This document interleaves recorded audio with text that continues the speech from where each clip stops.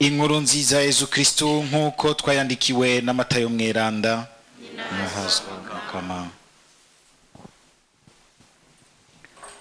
Muri rya minsi Yezu yabari abigishwa biwe ati, ntimugire ngo naje kuvyagiza amahoro hano ku isi. Sinaje kuhavyagiza amahoro, nazanywe riho n'indwano.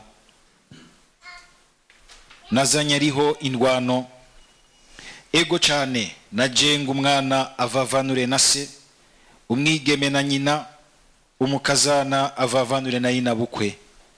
Umuntu wese aribwe nabo babana, nabo bibana. Ukunda se canke nyina kunduta ntakwiye kuba uwanje. N'ukunda umuhungu wiwe canke umukobwa wiwe kunduta ntakwiye kuba uwanje. Utakiriye umusaraba wiwe ngo ankurikire ntakwiye kuba uwanje. Uwizigitiriye ku buzima bwiwe buzomuvako, uwabuhevye nawe akanyigura nzobumusubiza. Ubakirije yompi aba yakiriye jewe nyene, nawe uwumfashe neza abafashe neza uwantumye. Uzimanye umuhanuzi kuko ari umuhanuzi azotahira impera y'abahanuzi. Uzimanye intungane kuko ari intungane, nawe azoronka impera y'intungane. Urya nawe azozimya inyota y'umwe muri abo bato bato, naho coba igikombe c'amazi asanzwe, akakimuha kuko ari umwigishwa wanje. N'ivy'ukuri ndababariye, uwo ntazobura impera yiwe. Yezu aheje gusigura abigishwa biwe 12, avaho aja kwigisha no gusigurira mu bisagara vyaho. Iryo ni ijambo ry'umukama. Mu gisomwa ca mbere twatanguye kuzirikana amajambo y'Imana zananye mu buhanuzi bwa Isaya. Twaratanguye guhera ku munsi wa gatandatu turumva ingene Imana imuhamagara, ingene Imana imutora. Uyu munsi ukamenga amajambo ya mbere murungikanye n'amajambo adasanzwe, akaze rwose, kandi womenga yotera ikibazo na cane cane umuntu yumvise ari amajambo azananye ku Mana. Umenga Imana yashishwe, nayo nyine Imana irashishwe rwose bikomeye mbere.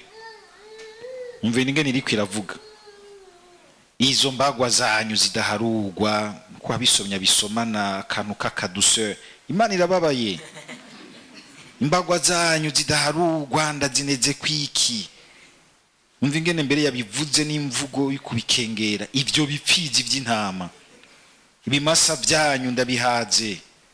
Amaraso y'amashuri n'amasuguru arantera iseseme. Imana yashishwe.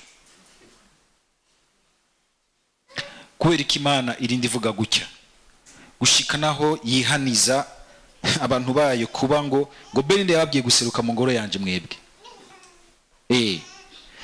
Murumva yuko Imana irinzi ivuga gutyo si ibintu vyoroshe. Ariko sinzi ko mwavyumvise, yo nyene iratanga isiguro y'ivyo ze hano. Kuko umuntu yava yibaza ati mbe none ni Imana yisubiyeko, kuko ibi vyose iriko irakariramwo igihugu cayo niyo yarabitegetse. Ngira ngo muramaze gusoma igitabo ca bene Levi, muri vya bitabo bitanu vya mbere vyo mu bwuzure gakera, ingene Imana ariyo mbere ibasaba kuringaniza neza ivy'amasabamana, ivyo gusenga, ibi vy'ibihe bikomakomeye vyibukiriza ibintu vyinshi bagiye barasangira n'Imana. Igaheza mbere ukabona yuko nko muri ico gitabo ca bene Levi ku kigabane ca 26 ku murongo wa 14 yerekana mbere yuko uwo birengako yosanga yikwegeye mbere amahana mwamwe. Ariko amajambo nkaya turazi neza yuko na Yesu Kristo yigeze kuyavuga, agaheza akagira ati, abo bantu banyubaha mu majambo gusa, ariko umutima wabo uri kure yanje. baransenga bikabivyusa. Kubera iki? Kubera yuko ugusenga kwabo mu ngoro y'Imana ntikunywanye n'ukungene bitwararika kubaho imisi yose mu buzima bwabo. Harahandi azovuga ati kwisonzesha kwanyu, kagira ati mbere nuko igihe mwisonzesheje kitabuza yuko muterana ibipfunsi, kitabuza yuko mureka guhemba abakozi banyu, mukarenganyana hagati yanyu. Bikatubwira ukungene rero Imana yitwararitse gose burya buzima bwacu bwa misi yose, ukungene twakirana, ingene dufatana, ingene twitahanaho. Na cyane cyane Imana ico kintu nuko kimeze. Nubwo iyo dusohotse aho hanze ucumenga hari ikindi kintu kidusamye kikaducokeza mu kungene usanga tubaho nk'ukumenga Imana ntayiri aho hanze. Twame tubimenya, nitwibaze yuko duheje kunamira Yezu mu Karisiya ngaha nk'ukumenga guma yugaranywe ngaho hariya ntashikayo. Murazi na bamwe mbere yo turiko turigisha tukerekeza ijambo tukarikura mu isengero kugira ngo rishike hariya, nko muri politike, mu vy'ikibano, mu vy'ikibacagira ati rigumize hiyo mu isakrisiya, Imana yanyu ni muyugaranire hiyo. Ntimuvuga ibi bintu byacu, ntimuvuga ingene ibitoro vyabuze, ingene abantu bakenye, ingene oya, biturekere. Bakibagira yuko ahubwo Imana igomba kuvugira aho nyene niho hari ubuzima bw'ukuri. Kandi mbere igashima yuko n'igihe tuje ngaha kuyunamira tuyiturishikanwa ry'ubuzima bw'ukuri buvuye aho hanze. Ico kintu tucitwararike gose. Bica bidutumirira yuko igisabisho cacu giheza kikitwararika, nugira ntikurondera kunywanisha Imana n'umuntu. Nico gituma ntibigikunda ko womenga urakunza Imana utitaho ingene ubuzima bw'abantu aho hanze bumeze, ingene na cane cane hari abagowa y'ikivumvu bakeneye kwerekwa, kumvishwa, kuko umuntu aremerewe biroroshe ko ashobora kwibagira ko Imana iri hafi yiwe.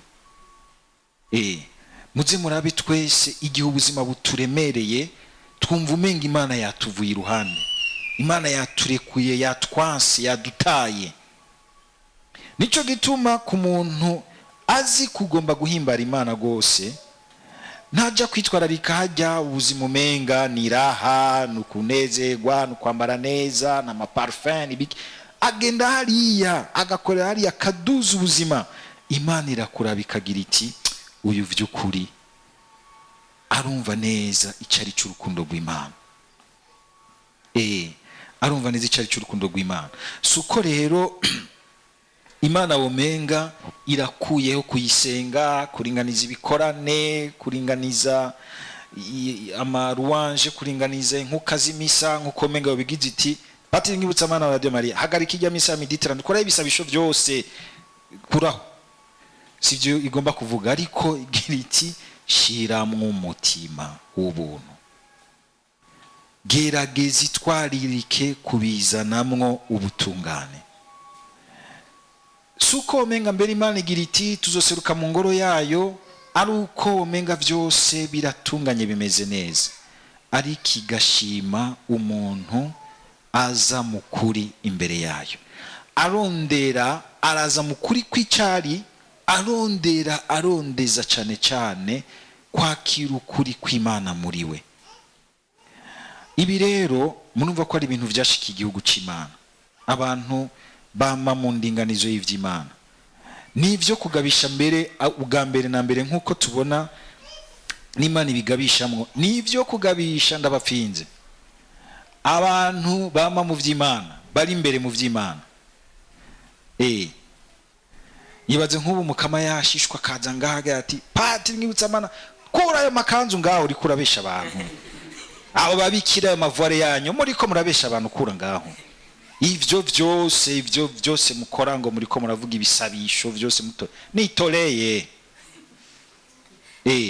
Kuko isanze mu mutima wacu hari ubwiyorobeki, hari umutima mubi, hari ubusakusaku, hari ugucana inyuma, hari uguterana imyereka, hari imitima mibi myinshi, hari ingeso mbi, hari amadiri mabi yo gukubitana, umwe wese agomba kwikwegera ko bimwe biri ngaho hanze mu kibano. Hari uguhana amashano, uburozi, hari ukutubaha ingingo z'Imana, hari ukudasonera umuntu muto, hari ukumurya, hari ukugura imitima y'abantu bato bato. Nk'ibi bintu ushobora kubona bibigwiragiye mu buzima bwacu aho bwa misi yose, kabona umenga abantu twese tugomba kwikwegera ko, tugomba gutunga byanse bikunze. Umuntu muto gasanga kuko aburaniwe mu bikenugwa vya mbere, itongo ryiwe urariguze ubusa, wanexije kuri ryawe, kandi aho rero ngo uramuteje imbere ariko mutaye hanze. Gacuza kuvuga uti Imana yampezagiye, gacuza kuraba umupatiri mukundana ukamuha kw'icicumi, bati nawe agaca kubita ku musaraba muremure w'umuhezagira uva hari igorogota munini. Washaka kuba muhenze kandi birumvikana kuko ntabona byose, mugabo Imana ikabona iti wewe ndabona kiriko kiragukoresha, nitoreye uri kurana sesagurura ubusa uburyo bwawe. Gasanga wagiye wakubisa urukuba mbere kugira kamenga Imana ugomba kuya nk'igiturire, gacuzana amashugwe meza. Mama Marie, wewe uri umuvyeyi we turabinyemo muzinanye ingene Imana idusaba kuguma turondeza kugutunganya, atari ugutunganya gusa ivy'Imana, iyo migenderanire ngaho yo hanze. Ukabona ingene abantu dushobora kuba turiko turanasenga tukavuga ibisa, mugabo ugasanga je sinzi umuntu yigeze kuba ariko arabicokoza ngo attention ngo nabajya abantu bijipo birebire ngo basigaye batwara bambara bijipo birebire, ugasanga n'abantu barimwe abantu bakatabanikigwa nta n'umutima bakomakoma. Gasanga ni wagenda seguye Bibiliya, attention, nta n'umutima muko, nta n'umwitwariko, nta n'ukubabara, nta n'ukwihana na guto guhari. Imana iravuga iti, bikavuga iti wewe uratuma shishwa n'ibisabisho vyawe. Nakajyo keza kugira ngo dusabe umukama atugumirize cyane cyane abantu. Ibi ni ibintu bishikira gose abantu bahora mu vy'Imana, abantu bari imbere mu vy'Imana, kuko hari ahantu ubwenge bushobora kuduhenda yuko kuko turi mu vy'Imana, kuko tuvuga cyane ivy'Imana, ngo kuko twashize imbere Imana, ugasanga ni Imana imwe yo muri protocol, ni Imana imwe yo mu bintu biboneka inyuma ariko ntiri imbere mu mutima wacu. Ingingo zayo sizo zidukoresha mu mutima wacu. Dusohotse kamenga hari ibindi bica bidukoresha ubwo nyene, Mana ukagira uti hajya nahejeje gukina umukino waho ubu ngomba nkino wo ngaho. Yamajamaze kuyumva ngo umukino kwa patiri ngo nawe hejeje ngo naho ngo ngomba nkino umukino wo mu gikomissionnaire, ngomba nkino umukino wo kwirukana amafaranga. Ubwo uzokinana na Yesu turumvise ingene uyu munsi mwino nkuru nziza nawe aheza akabivuga bitomora, akababwira ati naje kugira ngo mvyuri intambara. Suko Yesu ashaka ko tujya kugwana, ko tujya kuba abagwanyi, mugabo no kugwana kundi. Yesu ahamwumvise hari ijambo yakoresheje,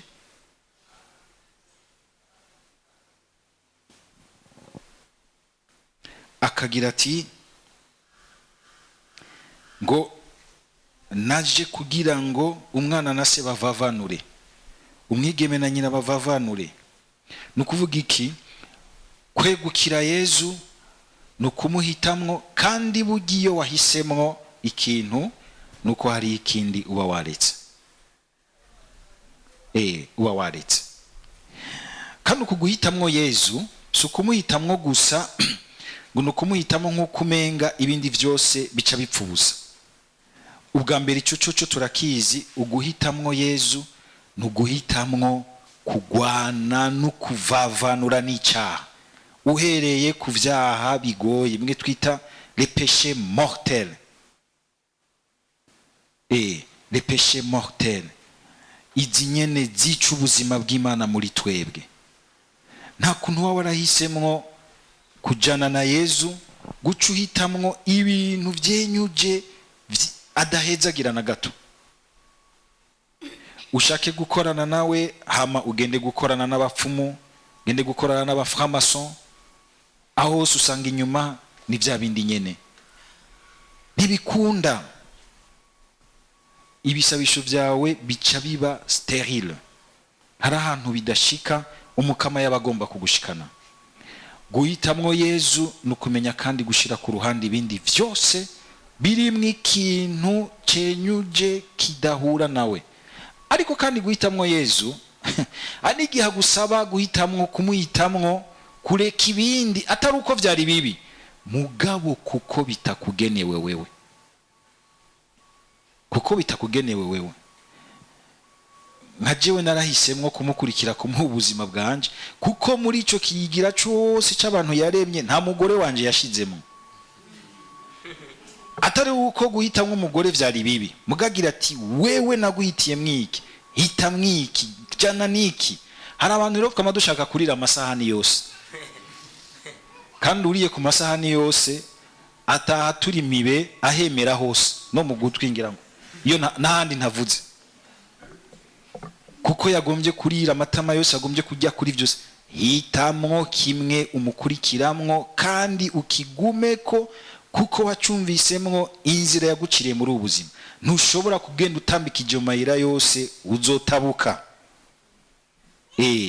Guhitamwo rero Yezu si uguheba gusa ibyaha, ni no kumenya ku mwanya kumva inzira kubwiye ati twe tujaniye iriya yindi irekera undi. Hani igihe usanga mbere ubuzima bwacu buruhishijwe nuko tutamenya guhitamwo ngo tugumye inzira yacu, tukaguma turunguruka mu nzira z'abandi, nguriya ngo wamugize uku, nguriya ngo nawe ameze ngo je ngo wampoye iki. Uri kuri ruhishuriza ubusa. Kuko umwe wese burya Imana iramufitiye inzira yamuhitiyemo. Mbere Yezu agacagira ati hari nabo shaka gukoresha ibindi bintu homenga ni bito ariko bifise impera ikomeye. Mwumvise ingene avuga ati harimwo n'abahitamwo bakumva ko bampisemo, turi kumwe mu kantu gatonya bashobora no gutanga kagakombe k'amazi bakagaha umusuku wanje. Murabona abantu bagira ishari iyo babonye abandi nk'ubu badufashe neza, akagira nk'umuntu akamfata neza, kaza ubona uwundi bimuteye ishari ngo abapatiri.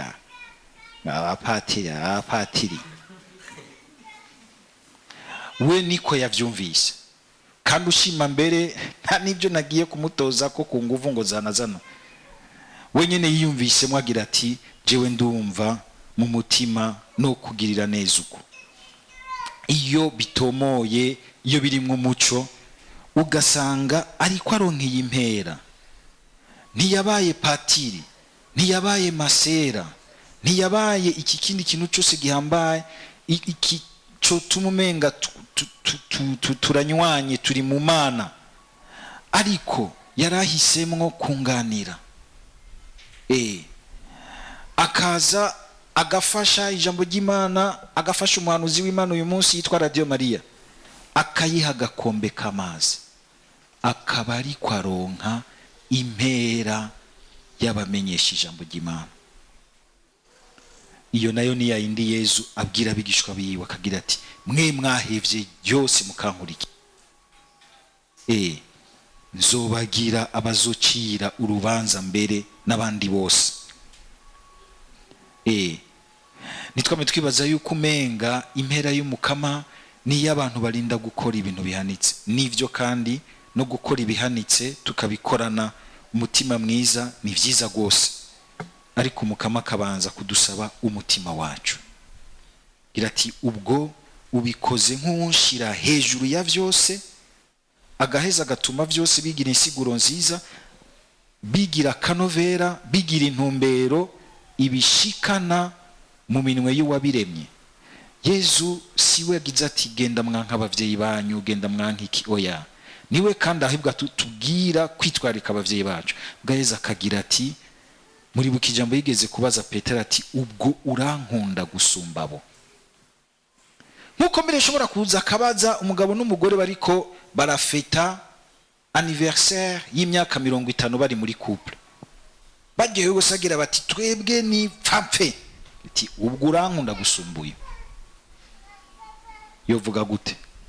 Uyu muntu wanje twamye dutembagarana turi babiri, no gukunda gute gusumba we? Urankunda gusumba amafaranga yawe, commerce yawe, urankunda gusumba inka zawe. Nkuko abibaje abanyamugamba no bakunda inka gose, ibintu byose ayipimira ku nka ziwe. Urankunda gusumba ivyo. Raba bya bintu ukunda. Hari n'abantu yoza kubabaza uyu munsi, ubwo urankunda gusumba Real Madrid canke Barca. Hari abantu usigaye wumva umenga bagomba kwadora abakinyi umupira w'amaguru, gasanga uri kuradora n'umuntu atazi kuriho kubaho. Mugabo uwuzi kuriho ari wakubeshejeho ntiwigera umupfukamira na rimwe. Yesu akagira ati uwunkunda gusumba ibindi bintu hano ku isi ntashobora kuba uwiwanje.